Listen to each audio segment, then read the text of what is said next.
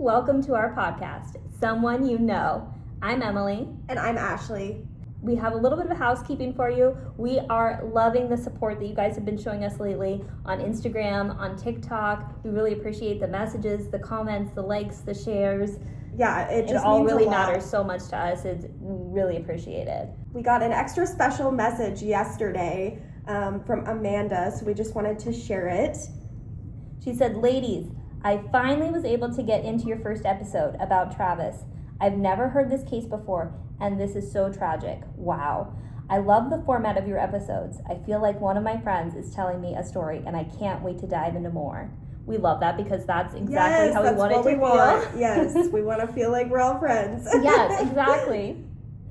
Also, I love that Ashley and I share the same birthday, but boo that we have to share it with Jody too. Yeah.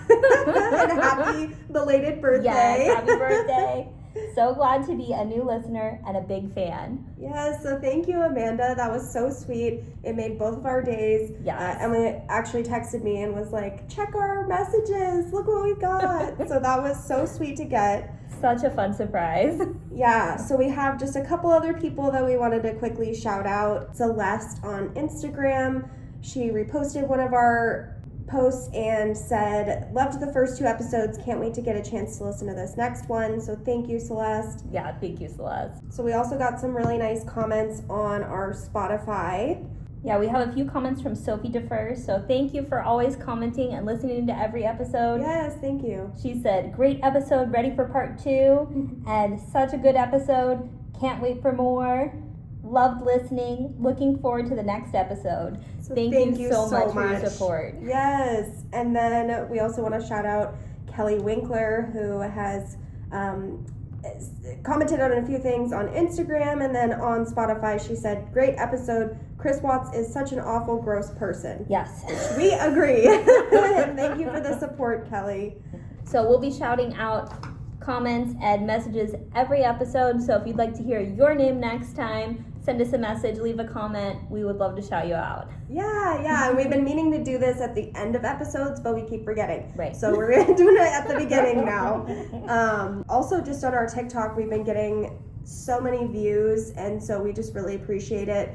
One of the videos that I posted got over 300,000 views and like 40,000 likes. So just thank you to everybody who's tuned in. We really appreciate the support. And I think we're both glad to be done with Chris Watts. And now we are moving on to the case of Gabby Petito and Brian Laundrie. So Gabby was born March 19th, 1999 in Blue Point, New York, and was raised primarily on Long Island. Her parents, Joseph Petito and Nicole Schmidt, separated when she was young. She had step-siblings and step-siblings and grew up in a blended family. Her parents seemed to co-parent very well. And I think that's one of the first things that I noticed, not only in the documentary, it was very apparent in the documentary, but also just in the news coverage, just like what a supportive family she had. Yes. Not only how much love and support they had for Gabby, but how much love and support they had for each other. Yeah. So I think that's like, divorce isn't ideal, but that's kind of like divorce goals, I think. Yeah, just seeing how well they co-parented, Yeah. even just before all this happened, like all 4 of their focus was on Gabby. Yes. And that's how it should be. Like, you got to put aside your how do I say this? You got to put aside your anger for your ex, Right. and it's about the kids at this point, and they just seem to do a really good job of being there for her and not fighting and just getting along very well, the 4 of them. Yes. And that really helped as well with this case that we're going to talk about today. They really came together as well for Gabby in this. Yeah. Her family has described Gabby as outgoing, energetic, affectionate, and adventurous. They said she loved being around people and was very interested in travel, photography, fashion, art, and social media. She had a strong sense of adventure and wanted to experience new places. Her social media presence gives listeners a sense of how she presented herself and what she enjoyed. Gabby attended Bayport Blue Point High School. It's a mouthful. It is a mouthful. And graduated in 2017 and worked various jobs as a young adult. She worked in retail and hospitality type jobs. Gabby was very close with her mother and stepfather and communicated with them frequently. So Brian Laundrie was born on November 18th, 1997 in Long Island, New York. His parents are Christopher and Roberta Laundrie, and he also had an older sister named Cassie. So his family eventually moved to North Point, Florida. That was after high school, I think. So Brian's family had lived in New York, right near Gabby's family, because they went to the same high school. Yep. But then his family moved to Florida, and that's what eventually took them all down there. Yeah. So Brian was described by people who knew him as being relatively quiet and introverted. He was interested in art, drawing, nature, hiking, camping, and environmental issues. He was particularly interested in outdoor activities and spending time in nature, and he had an artistic side as well. So Brian attended Bayport Blue Point High School, the same school as Gabby, and this is where their paths first crossed. So he graduated in 2016 and she graduated a year later. Brian attended college for a period of time, but he never earned a degree, and he also worked various jobs, including at Publix, which Gabby also worked at, so they worked together at one point. And he wasn't living any kind of especially high-profile life before 2021. He was just an average dude who liked to be outside and travel. And I really liked what they said in the documentary, how everybody thought that he was so much older than all the other high school students. Like, they thought he was a narc. They thought he was an undercover police officer. Really? Yeah, because he looked like 10 years older than all these children. And then here's this, like, old man. That's so funny. Oh my god. He deserves it. Don't worry. Keep listening. That's mild compared to what he deserves. Yeah. Gabby and Brian Laundrie had known each other before they became romantically involved because they went to the same high school, but they didn't date each other while they were in high school. I guess there was a point where she had come back home to visit her parents. Yeah. And she ran into him on the street as she's going into a deli, and he ran across the street to see her, and that's how they reconnected. Oh. And it's so unfortunate that chance meeting happened. Yes. And I guess Brian liked to describe that chance meeting as love at first sight, and then Gabby agreed with him. But that is so gross to me because they knew each other before, so this wasn't first sight. Yeah, that's so silly. He's the worst, and that's the first reason why. Yeah, if you don't know this case, you'll find out why we hate him. Yeah. So they began dating in March 2019 after they were both out of high school, and they eventually moved in together. They moved to Florida to be closer to Brian's family. His parents had bought an investment condo, and Brian and Gabby lived there for about a year. Interesting, because I thought they were always at his parents' house. No, they lived there for almost a year, and then they moved into his parents' house for a couple of months. Gotcha. It was less than 6 months, and then they went on their road trip. Okay. Yeah. Yeah, it's just too bad that they moved down to Florida also, because then they were completely surrounded by Brian and Brian's family, and Gabby didn't really have her own support system there. Yeah, she was all alone with them. Yes. Their relationship progressed relatively quickly and became increasingly intertwined with their travel and plans for the future. They had a lot of shared interests in travel. They both liked being outdoors and living a less conventional lifestyle. They eventually decided that they were going to look into van life, which is very popular in the COVID era of 2020, 2021. And so they started working and saving up to do that. Brian spent a significant amount of time with Gabby's family while they all lived in New York. And it seemed from what her parents said, they liked him. They thought he was a nice guy. They didn't... Yeah. There wasn't really any red flags at that point. And I thought the whole documentary, they are so kind towards Brian, towards his family. I want to rip these people a new one. And her family is so generous with the way that they talk about them. Of course they're angry and upset, but they don't take any low blows, which they would absolutely be justified in doing, and that I took for them as I was watching it. Yeah, I should have rewatched it. I watched it a couple of years ago, I think, when it first came out. But I just watched some stuff on YouTube, and all four of her parents and step-parents, they're very mature. Yes. Yeah. They handled this situation with a lot of grace. Yeah. It was very, very impressive. And Gabby also became close with Brian's family during the course of their relationship, and I think especially while they lived in Florida. Yeah. Thought that she was close with them. Thought she even like told her mom that she thought Brian's mom was nice and wanted to do stuff with her, and maybe so it was sad. just that she wanted to talk kindly about these people and like was hoping that things would get better. It's so unfortunate. Yeah, his parents don't turn out to be very great people either. No, they're just awful.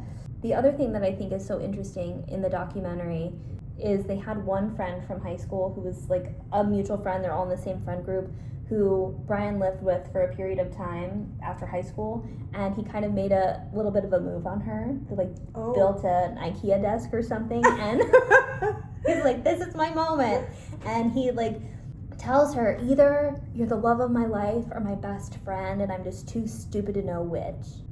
She's not allowed to just be a roommate? Right. It's such a bad line, and she was not interested in him, and I think he did eventually move out after that. How awkward. Yes.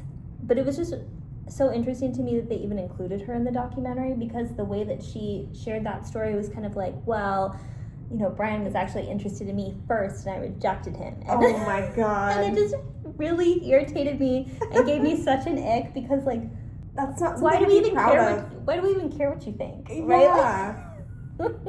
But it seemed like leading up to the trip in 2021, Gabby and Brian presented a good view of their relationship to everyone else. Yeah. They seemed to be pretty vocal on social media about each other, saying, you know, they were so happy to be together and they love each other so much, which I think is kind of a red flag.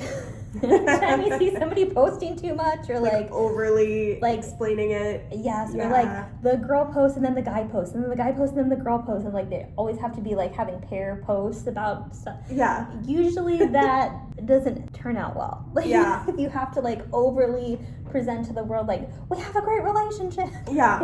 And I think at this point their main social media was Instagram. I think so. And then later on when they go on their trip, it sounded like Gabby was the one that mostly started the YouTube. And I don't know if, I'm guessing that some of the videos got removed. I know there's one main video because I looked up her YouTube. Yeah. From what I read and stuff, it sounded like there was more videos than one, so I don't know. But there's one like 8 or 10 minute video still available on YouTube. But I also heard that like once she started that, Brian was like, I don't believe in you. I don't think you can do it, because she was trying to make money too. Yeah. On this YouTube thing, like, oh, we can travel and I'll make money. I'll try to make money on YouTube. And he wasn't supportive. He wasn't really doing any of that. So it was mainly just her. Right. Well, and this had kind of been Gabby's dream for a long time. Like, even her ex-boyfriend had said that they had talked about doing van life together, and then he's like seeing her post on social media, and he really, that's so sad. Yes, even before everything went wrong, he was like sad seeing these posts. Like, that she did that could have been me with her. He's happy that, you know, Gabby's doing what she had always wanted to do, but sad that he wasn't doing it with her. Yeah. Which, like, we're all sad about that. Yeah. Do you know why they broke up? I don't. I think they just kind of drifted apart. It was a high school relationship, young love. Yeah. Oh, that's sad. Yes. So, you know, this is something that Gabby had always wanted to do, and then Brian really just seems like dead weight. Yeah, like he's like, okay, I'll do it with you, but he's not really doing anything. Mm-hmm. Like, she's the one who bought the van too. Yes. It was her van. She's working her little butt off at Taco Bell to buy this van. He's doing nothing. Yeah, just coming along for the ride to be negative about how you can't do this YouTube thing. Yeah. Well, and just like in the footage, most of the footage that I've seen of them has been in the Netflix documentary, because they had all of the footage off her laptop. So it was like not only the edited footage, but also all the B-roll and stuff of like, you know, like we start the video before we start recording. Yeah. And if there's stuff we cut out. Right. Or, there's like chatting in the beginning that we have. And I think Brian was like very comfortable having the cameras always on. And as soon as they weren't filming, he maybe didn't realize when she turned off the camera or not, and you just get to see his actual personality. And also, like, sometimes they would, like, start recording and he'd be like, I didn't like that, we need to start over, and just, like, really angry. Being mean about it. Very mean. Like, have fun with it. Yes. Well, and he just, you know, like, you do have to, like, get comfortable being on camera, being recorded. Yeah. But he just, I don't think he ever would have been good at it. Yeah, no. Gabby was good at it. Gabby was so good at it. Yeah. And then she's doing all the editing, she's doing all the work, and not only is he not helping, but like you said, he's nagging her all the time and telling her that this is a, you know, ridiculous thing that you're working on, even though, like, she's churning out the content, she's recording every day, like. Yeah.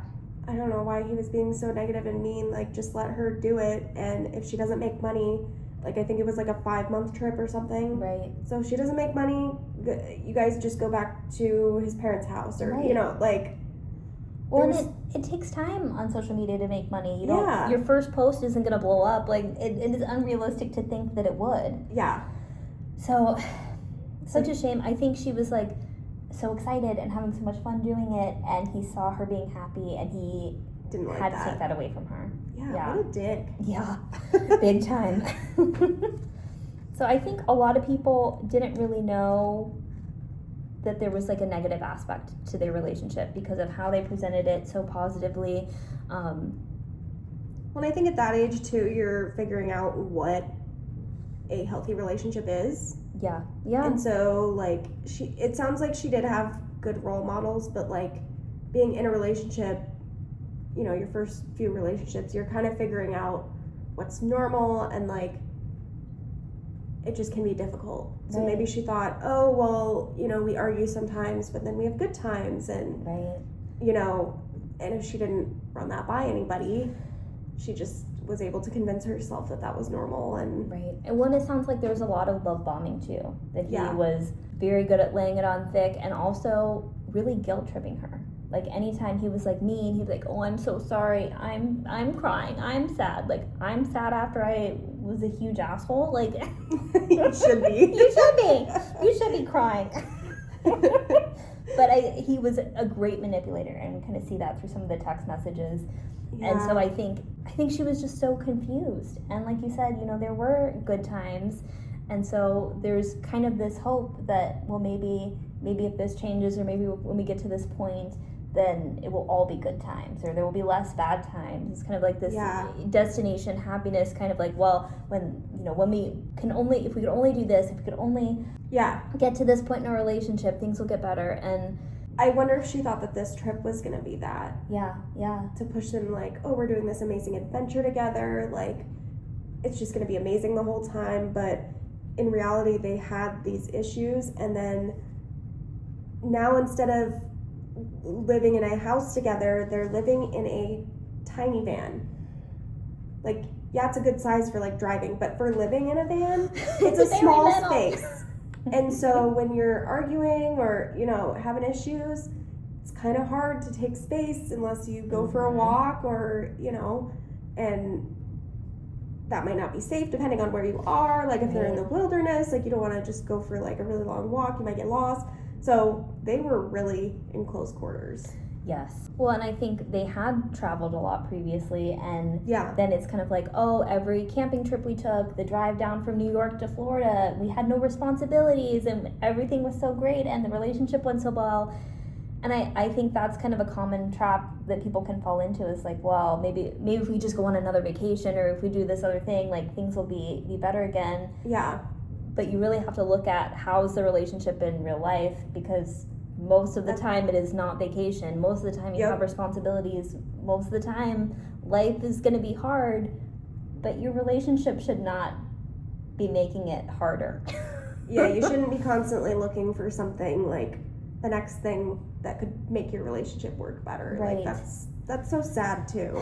Yes. And they were so young at this time. She was like 20, she was about to turn 21 or something, and he was only a year older, so they're both very young, and, you know, just trying to figure things out. Right, like I think about myself at that age, and like, Yeah. You know, I didn't do anything that bad, but gosh, what an idiot. Like, Yeah. you just don't know what you don't know, and you think you think you know everything. You're a grown up, and you think you're smart, and you're really an idiot. Yep. So because they were interested in starting this travel lifestyle content, they wanted to do van life, they decide that they're going to buy a van and start working on it. Like I said, Gabby was working like crazy at Taco Bell, sometimes like 50, 60-hour weeks. Oh my gosh. Yeah, just working like crazy. Yeah. And the van was actually only registered in her name. Yep. So we don't have any concrete proof that it was only her money that went into it, but I just don't see Brian putting any money into that and letting his name not be on the title. Exactly. And I wonder, because of the issues, if she was kind of thinking like, you know, that was the right decision to do. But, you know, like, I wonder if she was thinking like, oh, what if something happens between us and it doesn't get better? Like, I think that's probably what happened. Yes. And I think maybe he just didn't want to pay for it either. Yeah. He seemed like kind of like they have the same interests, but it seemed like he just was like, okay, yeah, you plan it, you buy the truck, or you buy the van, and I'll just come along and enjoy the fruits of your labor. Exactly. Like, he was just along for the ride. Yeah. Wanted to be the boss, wanted to make all the decisions, but was happy to let her do all of the work. So they bought this van, and they are converting it to live in, because when they bought it, it was, you know, just a regular van that with seats that you could ride in, not suitable for living yet. And so they started documenting the process of them converting the van. Their online presence generally portrayed them as a young couple living an adventurous and romantic lifestyle. So they move out of Brian's parents' condo and into his parents' house, and they lived there for less than 6 months before leaving on their trip. Again, such a shame that they moved in with his parents, because I feel like that put so much more pressure on the relationship. Yeah. And Gabby had originally talked highly of Brian's mother. Yeah. And then she started giving Gabby a hard time, and even changed Gabby's mailing address from Brian's parents' house back to Gabby's parents' house without saying anything. Yeah. And that's completely different states. That's Florida and New York. How are you going to get your mail? How's she going to get that? Oh my God, that's so rude.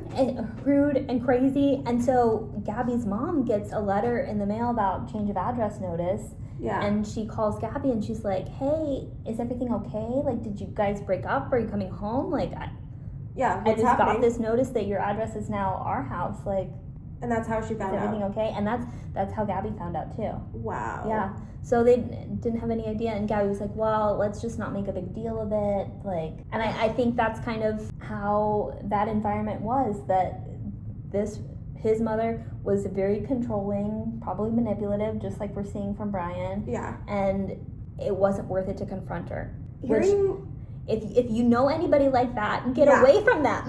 Literally. Okay, hearing all these stories about horrible mother-in-laws like this, and then also just with Shanann and Chris Watts, and Chris's mother, Cindy Watts, hating Shanann, just being so horrible. It makes me so grateful that I have an amazing mother-in-law. Her name is also Cindy.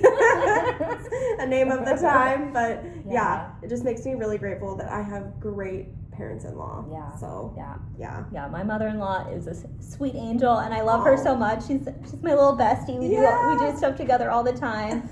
So blessed to have a good mother-in-law. Yeah. Shout out to our mother-in-laws. Yeah.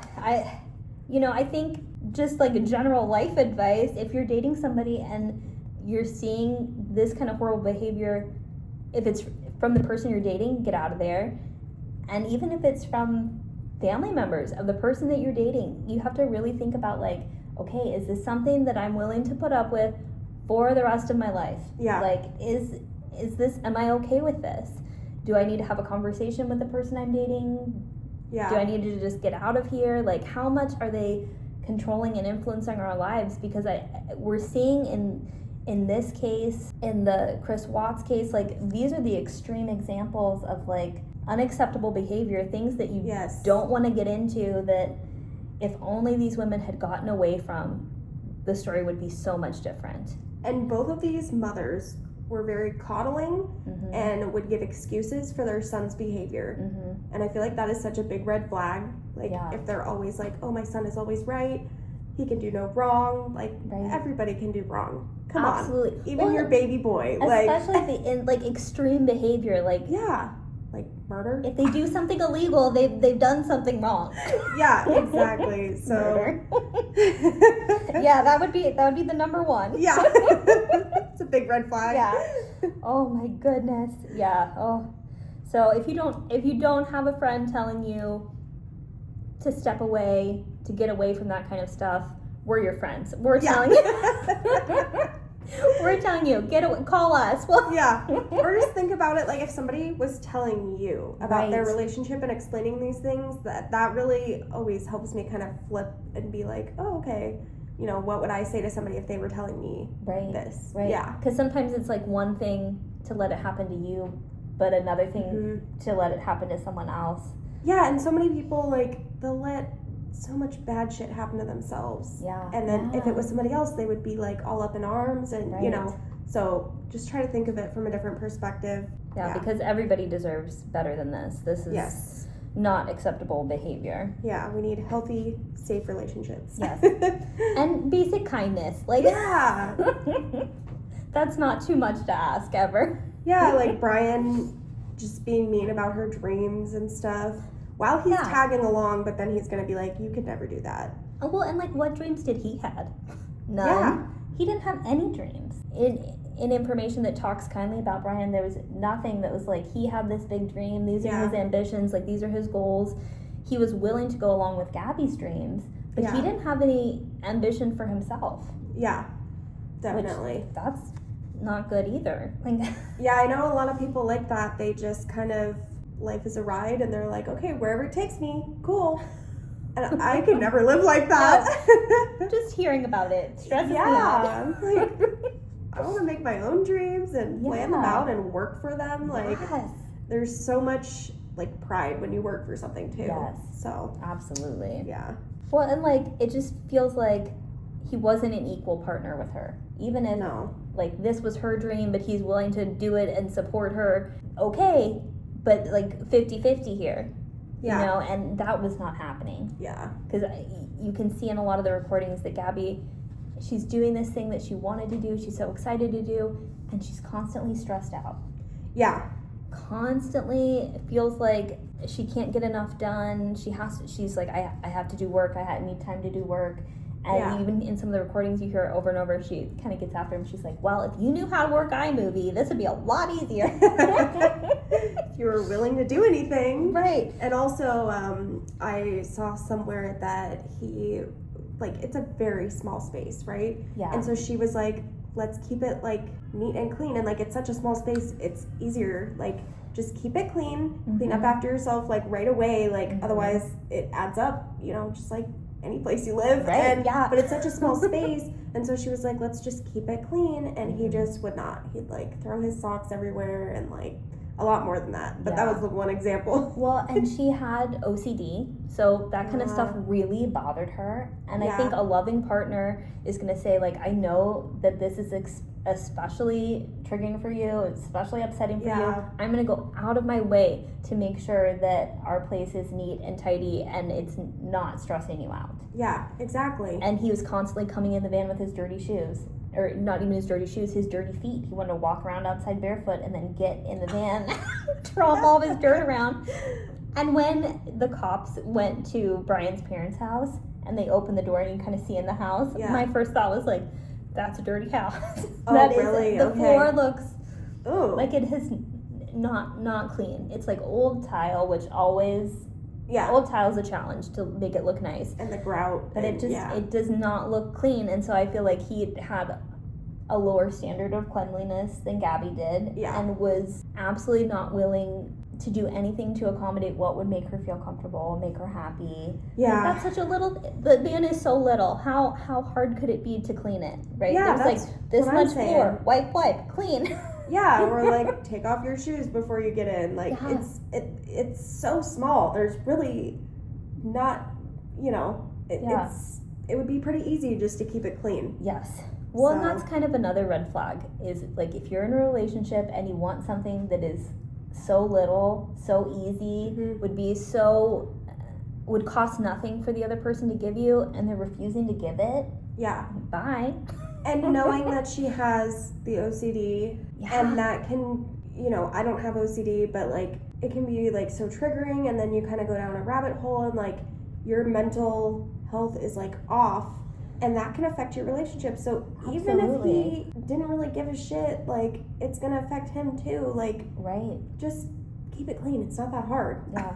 Well, and she had really bad anxiety too, and so I think like the OCD was being triggered, and then that triggered her anxiety, and it's just like spiraling of all these issues that she's now having to deal with because he won't wipe his feet off before he comes in the van. Like, and so disrespectful. Yes, very disrespectful. And if you have any kind of mental health issues, whether it's OCD or, you know, anxiety and depression, like your partner should want to make it easier for you. Absolutely. They shouldn't be making it harder for you. Yeah. If Not they like, are, oh, this bothers you, let me do it extra. Yeah, if they are, take a good look at what you're doing, because, Oh, yeah, he is just the worst. One, she's just so cute and so adorable, and he is so not. Oh. He kind of reminds me of Sid the Sloth from Ice Age. I feel like that's rude to Sid. You feel like what? It's rude to Sid. Oh Sid deserves better.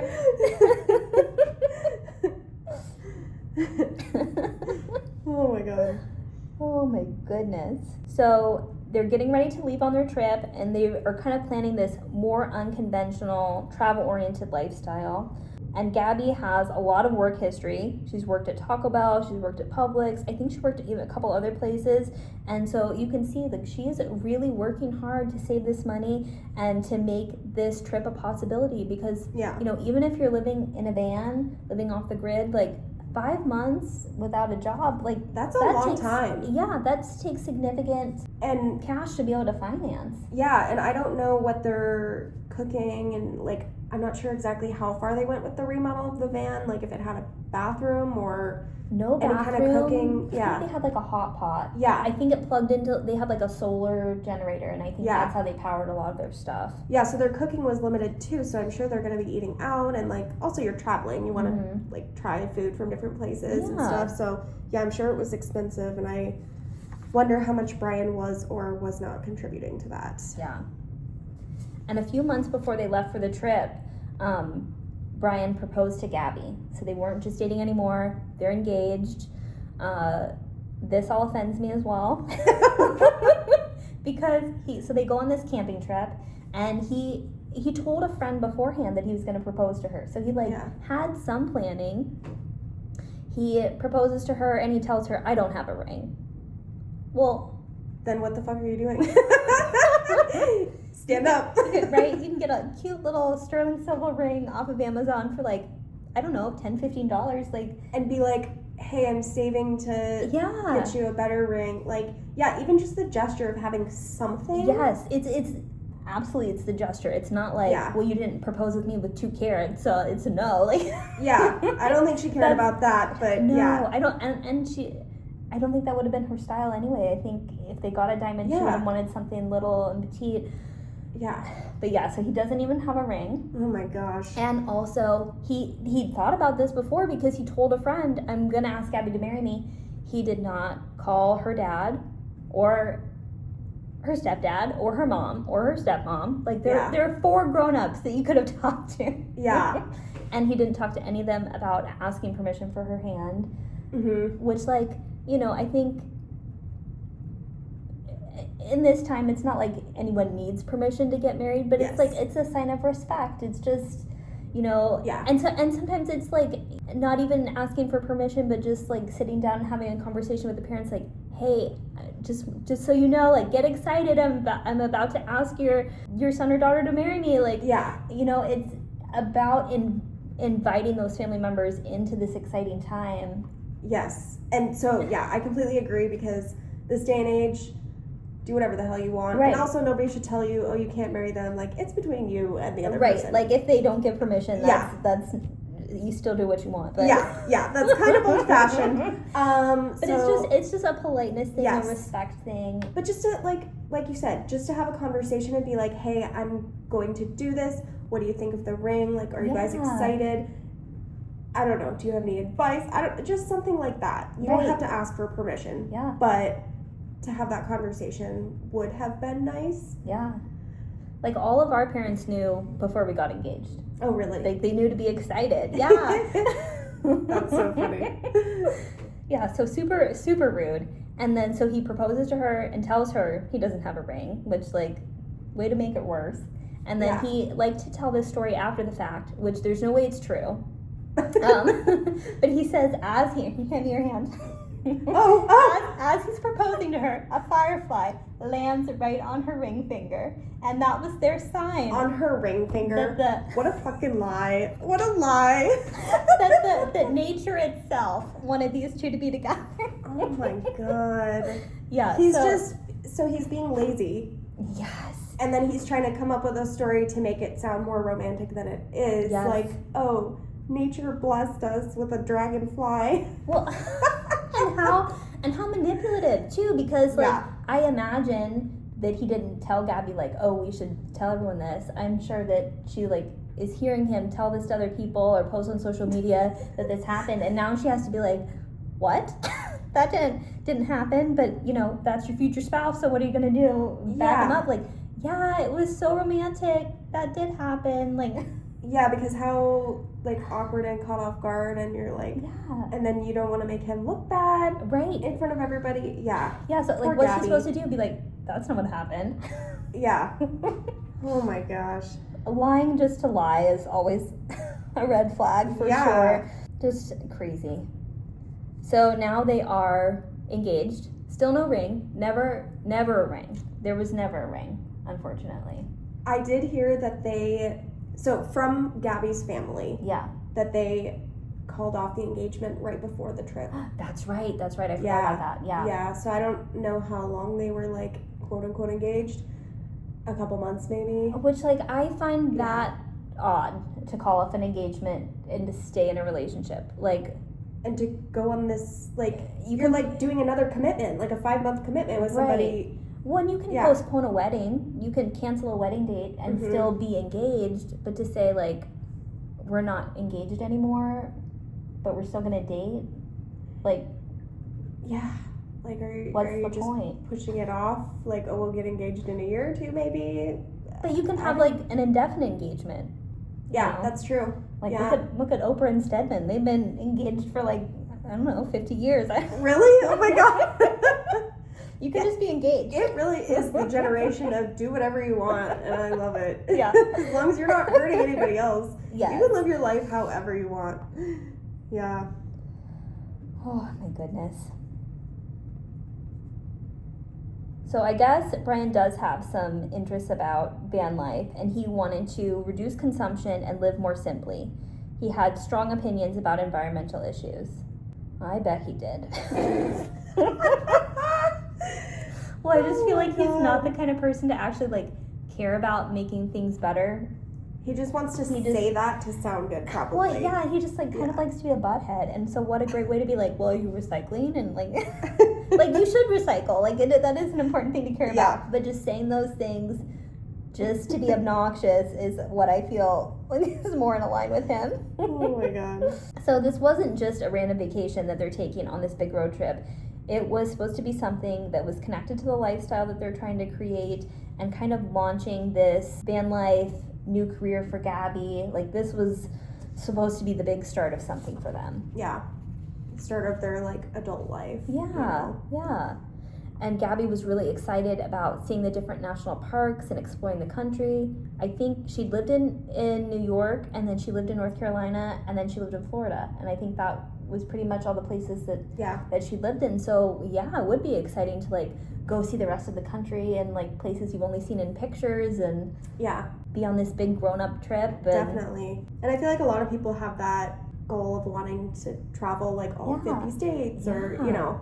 Yeah, because there are big landmarks in every state, and so fun to see and be able to say that you have been there and you saw that in person, and there's this one thing that you never see pictures of, and like have those stories. Yeah, definitely. So because Gabby was so excited about seeing all the national parks and exploring the country, that's kind of how they planned out the trip.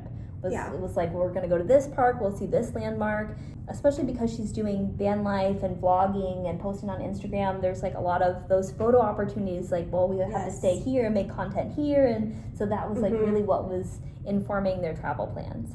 And like we said before, they had traveled together before the 2021 cross-country trip. They'd been to places like Las Vegas and Puerto Rico and gone camping.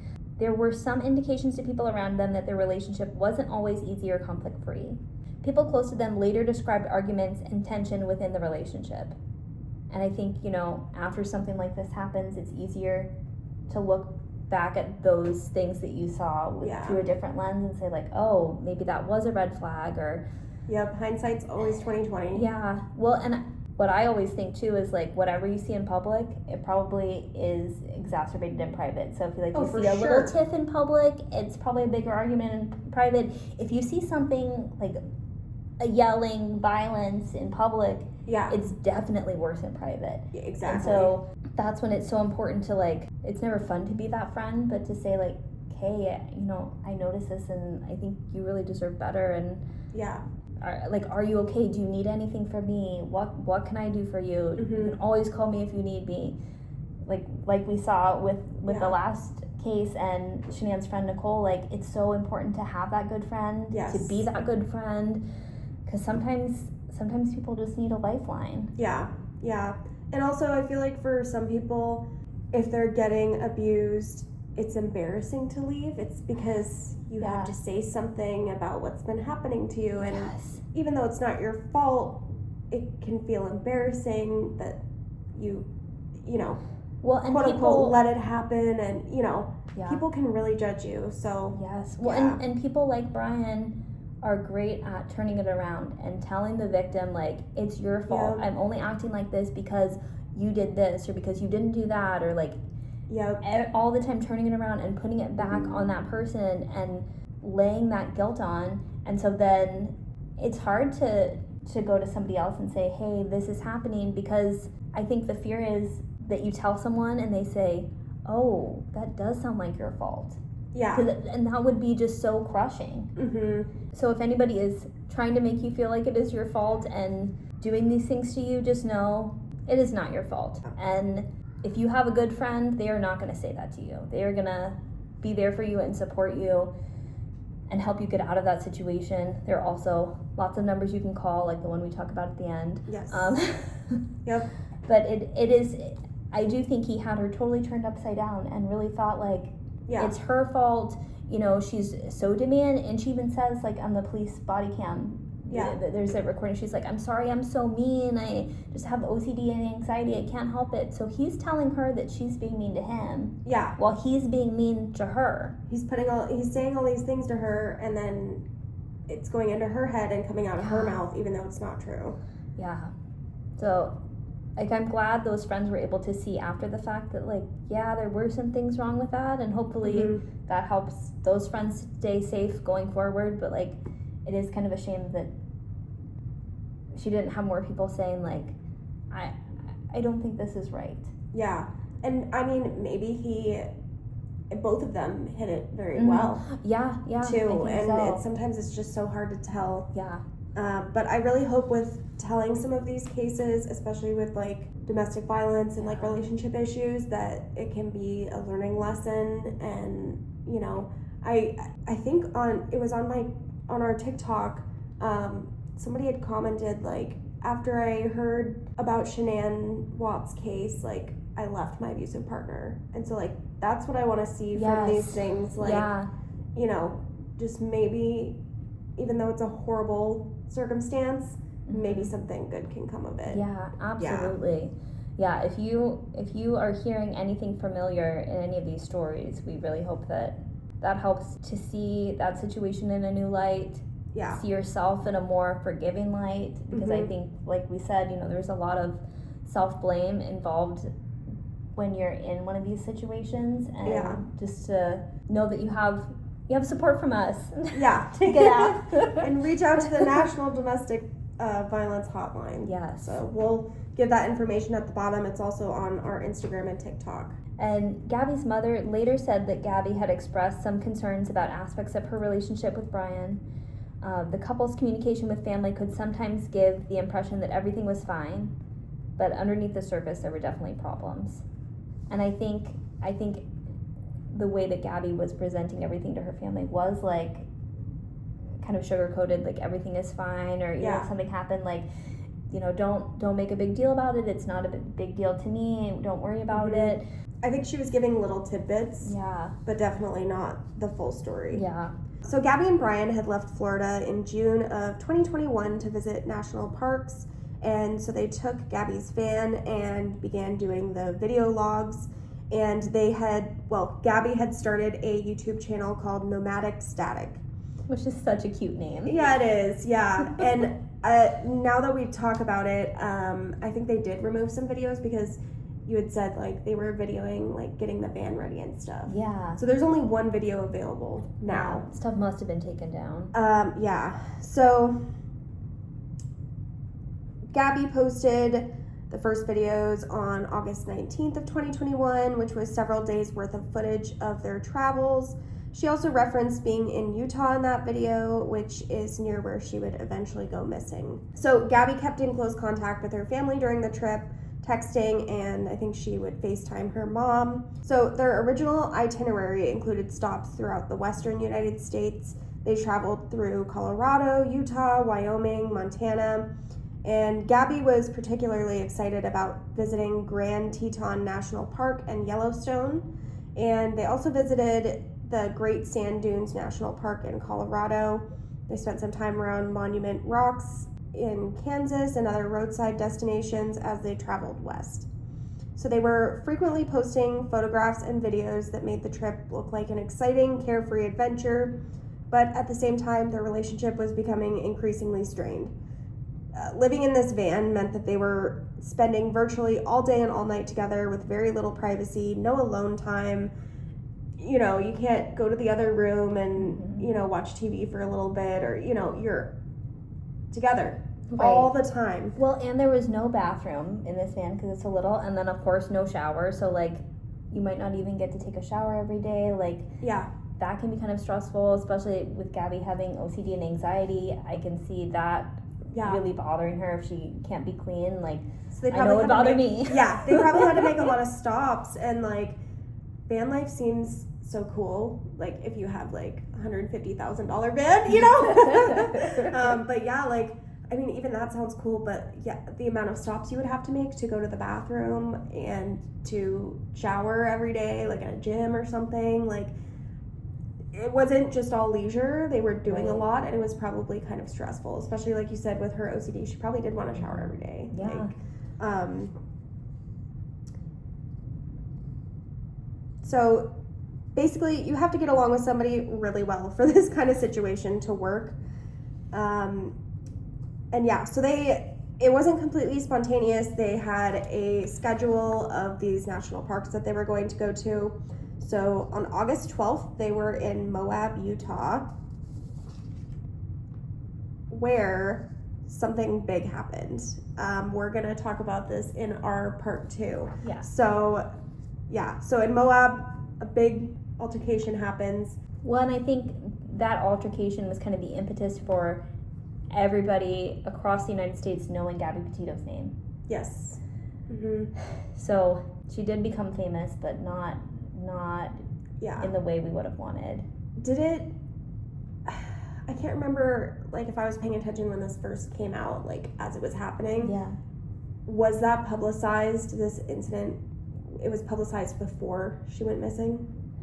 No, after. No? Okay. It was after she went missing, because even her family didn't know the extent of what happened in the Moab incident. Yeah. They knew something that had happened, but again...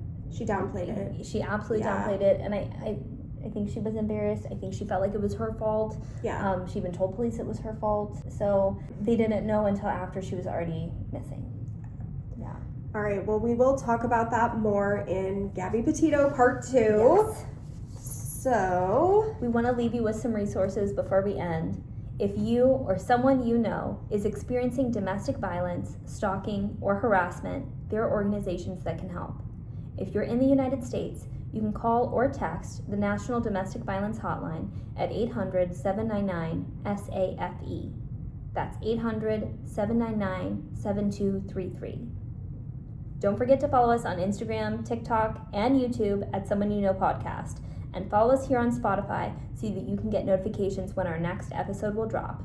We are planning on posting once a week and doing Chaos Corners, maybe not every week, but just kind of thrown in there with some news that's going on currently. So every Tuesday in a while we'll drop drop a Chaos Corner, and then Thursday is our day for the podcast. So definitely every Thursday we'll have an episode out. Yes. And if you think of any case suggestions, anything that you'd like for us to talk about, either in a full episode or in a Chaos Corner, please let us know. Message us on Instagram, message us on TikTok, or email us at someoneyouknowpodcast@gmail.com. So remember, stay safe, trust your instincts, and remember, it could be someone you know.